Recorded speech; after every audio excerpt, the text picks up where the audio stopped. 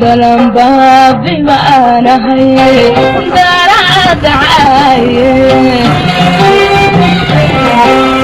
دلم بابي ما أنا هي دارات عاية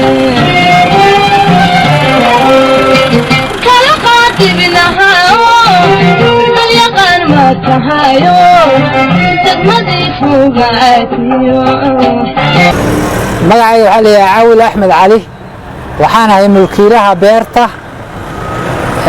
dhiga xunsho ee garoonka diyaaradda ka sokaysa magaalada waxaan u jiraa dhistan 7 kiiloomitir ah beerta waxaa iga soo go'aa qudaar fara badan oo kala nooc ah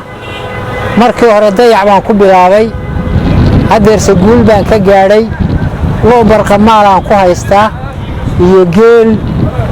qudaarta beerta ka soo go'do waxaa ka mid ah liinta saytuunka xamarta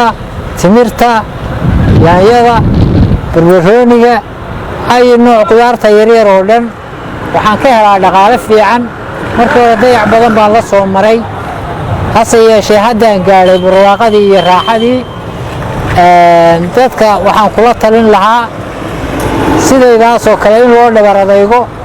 adduunyadu waxa ay ku nooshahay meel kastoo ay joogtaba waxaa weeyaan beero sidaa awgeed